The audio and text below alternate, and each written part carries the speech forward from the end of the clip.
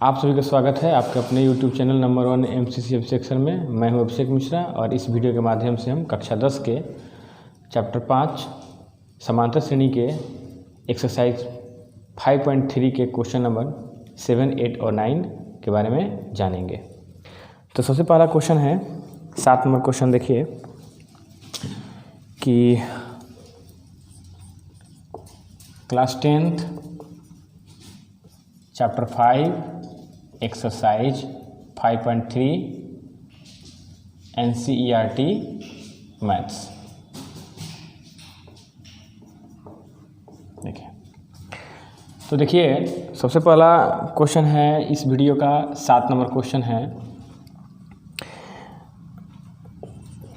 उस एपी के प्रथम 22 पदों का योग ज्ञात कीजिए जिसमें d बराबर 7 है और 22वां पद 149 है। जैसा कि आप देख रहे हैं क्वेश्चन इस प्रकार से है कि निकालना क्या है, 22 पदों का योग। d का मान दिया हुआ है, 22वां पद भी दिया हुआ है। तो 22वां पद से हम लोग क्या करेंगे, एक इक्वेशन बनाएंगे और 22 पदों का योगफल हम लोग लिखेंगे। देखिए ध्यान से, a का वैल्यू जब निकल जाएगा तो आसानी से हम 22 पदों का योगफल निकाल सकते हैं। देखिए सॉल्यूशन, देखिए ध्यान से दिया है d का मान 7, 22वां पद दिया हुआ है, यानी 22वां पद दिया हुआ है 149, यानी 22वां पद को हम लिख सकते हैं a22 बराबर 149। यह हो जाएगा a plus n-1 into D, यानी फार्मूला क्या होता है n-1 इंटू डी। तो n की जगह पे यहाँ पे 22 है तो 22 - 1 इंटू डी बराबर 149। अब a प्लस 22 में से घटाएंगे 1 तो हो जाएगा 21 गुना, यहाँ पे d का मान रखना होगा 7 बराबर 149। अब a प्लस 21 में 7 से गुना करेंगे तो हो जाएगा 147 बराबर 149। अब इस 147 को हम बाईं ओर से दाईं ओर ले जाएंगे तो a बराबर हो जाएगा 149 माइनस 147, तो a का मान निकलेगा 2। देखिए यहाँ पर a का मान 2 निकला। निकालना क्या है हम लोग को, 22 पदों का योगफल। तो n पदों का योगफल का सूत्र क्या होता है, SN बराबर n/2 into 2a plus n-1 into D.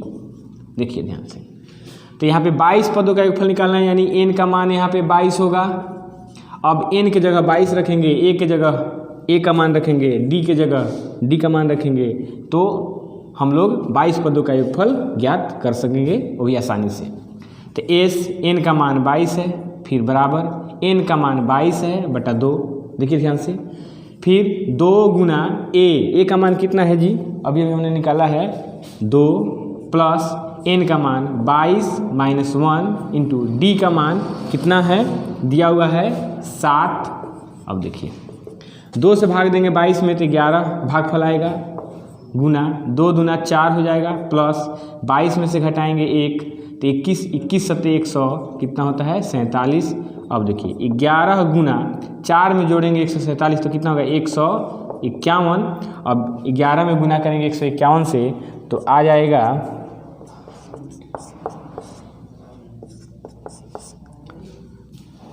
1661।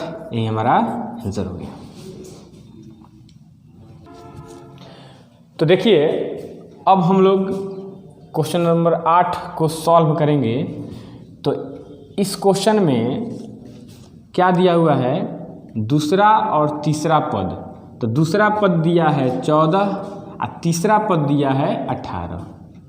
ठीक है, तो दूसरा और तीसरा पद से हम लोग दो इक्वेशन तैयार करेंगे और उस इक्वेशन से हम लोग ए और डी का मान प्राप्त करेंगे। जैसे ही हम लोग ए और डी का मान प्राप्त करेंगे तो हम लोग 51 पदों का योगफल आसानी से ज्ञात कर सकेंगे। तो देखिए, सबसे पहले हम लोग लिखेंगे माना कि एपी का प्रथम पद ए तथा सार्व अंतर डी है। देखिए, सबसे पहले इस क्वेश्चन को बनाने के लिए हम लोग प्रथम पद ए मान लेंगे, सार्व अंतर डी मान लेंगे। प्रश्न के प्रथम शर्त से, देखिए प्रश्न का प्रथम शर्त हम लोग मानेंगे कि दूसरा पद 14 है, यानी दूसरा पद 14 है। अब इस चीज़ को हम लोग एनवा पद यानी a plus n minus 1 into D, इस फॉर्मूला पर हम लोग इसको लिखेंगे। तो लिखेंगे a प्लस एन के जगह यहाँ पे 2 है तो 2 माइनस 1 इंटू डी बराबर 14। अब यह हो जाएगा a प्लस 2 में से घटाएंगे 1 तो 1 1 डी मतलब d बराबर 14। समीकरण नंबर 1 हो गया। लिखेंगे फिर प्रश्न के दूसरे शर्त से, दूसरा शर्त क्या कह रहा है, देखिए ध्यान से, तीसरा पद 18 है, यानी तीसरा पद यानी a3 बराबर 18। फिर इसको जो है इस फॉर्मूला पर हम लोग बैठाएंगे तो हो जाएगा a प्लस एन के जगह 3 है तो 3 माइनस 1 इंटू डी। देखिए a plus n minus 1 into D, तो एन के जगह पे यहाँ पे 3 है तो 3 रख दिए, बराबर हो जाएगा 18। अब जरा ध्यान से देखिए, a प्लस 3 में से घटाएंगे 1 तो 2 होगा, 2 में d से गुना करेंगे तो 2d बराबर 18। समीकरण नंबर 2। अब इस समीकरण 1 और समीकरण 2 का करेंगे क्या, ध्यान से देखिए। लिखेंगे समीकरण 1 में से समीकरण 2 को घटाने पर इस समीकरण 1 में से 2 घटाएंगे, यानी समीकरण 1 है a प्लस डी बराबर 14 और समीकरण 2 है a प्लस 2d बराबर 18। घटाएंगे तो चिन्ह बदलेगा, 2 4 वाले रखी समीकरण युग में हम लोग विलोपन विधि में सीखे हुए हैं ना, तो यह माइनस हो जाएगा, यह माइनस हो जाएगा, यह माइनस हो जाएगा, यह खत्म हो गया। d में से घटाएंगे 2d यानी माइनस डी बराबर 14 में से घटाएंगे 18 तो माइनस 4, d का वैल्यू निकल गया 4। अब इस d के मान को क्या किया जाएगा बताइए। अब इस d के मान को समीकरण 1 या समीकरण 2 में जब हम रखेंगे तो हमें a का मान प्राप्त होगा। तो लिखेंगे अब d के मान को समीकरण 1 में रखने पर, जरा सोचिए समीकरण 1 क्या है, a प्लस डी बराबर 14, यानी a प्लस डी बराबर 14। हम लोग d का मान रखना है 4, तो a प्लस 4 बराबर 14 हो जाएगा। 4 को हम दाईं ओर लिखेंगे तो हो जाएगा a बराबर 14 माइनस 4, यानी a का मान हो जाएगा 10। a का मान निकल गया, d का मान निकल गया, हमें n का मान भी है और n का मान दिया हुआ है 51, यह प्रश्न से दिया हुआ है 51। अब हम निकालेंगे Sn, यानी n पदों का योगफल होता है n/2 into 2a plus n minus 1 into D से। अब इससे हम लोग 51 पदों का योगफल ज्ञात करेंगे। तो n का मान 51 है बराबर 51/2 इंटू 2 गुना a का मान कितना निकला हुआ है बताइए, 10 प्लस n का मान 51 माइनस 1 इंटू डी का मान कितना निकला है 4। अब देखिए, अब 51/2 गुना 10 दूना 20 प्लस 50 में से 51 में से 1 घटाएंगे तो 50 हो जाएगा, 50 चौका 200। अब देखिए 51/2 गुना 200 में जोड़ेंगे 20 तो 220 भाग देंगे तो 110 होगा। अब 51 में 110 से गुना करेंगे तो हो जाएगा 5610 आंसर हो गया। देख लीजिए आंसर। देखिए अब हम लोग क्वेश्चन नंबर 9 सॉल्व करेंगे। तो इसमें सबसे पहले यह देख लेते हैं कि कौन सी दिया हुआ है। प्रथम 7 पदों का योग 49 और प्रथम 17 पदों का योगफल 289 दिया हुआ है। तो देखिए यह सवाल कैसे बनेगा इसको सीखना है। देखिए सबसे पहले हम लोग लिखेंगे माना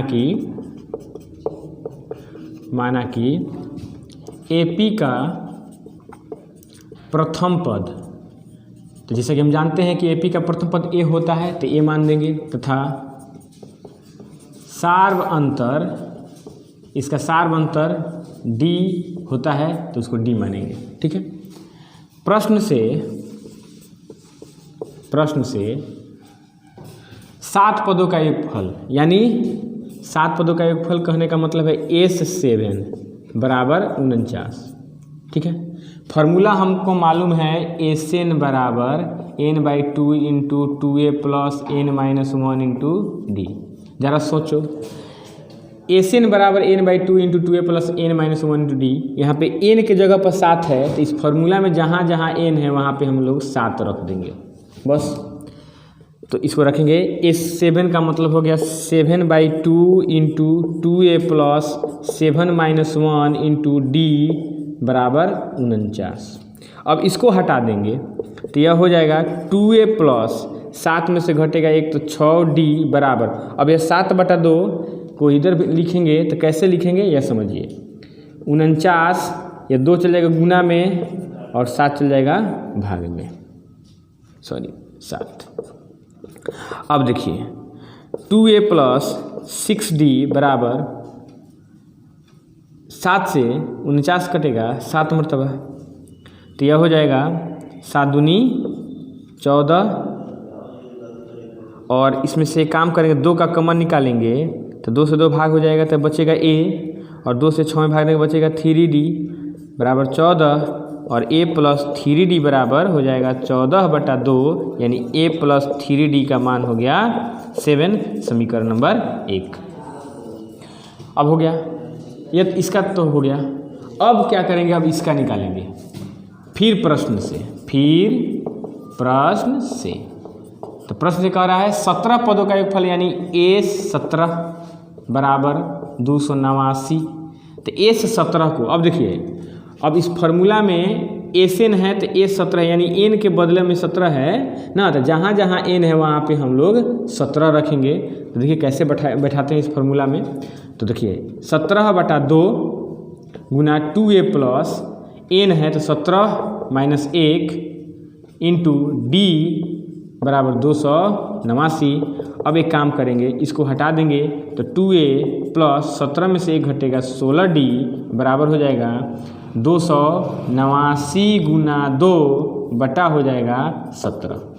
अब एक काम करते हैं, यहाँ पर 2 का कॉमन निकालते हैं, 2 का कॉमन निकालेंगे तो हो जाएगा a प्लस 8d बराबर 17 से 1 कटेगा 17 मरतबा, 17 दूना 34, a प्लस 8d बराबर 34/2, यानी a प्लस 8d बराबर 17 हो जाएगा। यह समीकरण नंबर 2 हो जाएगा।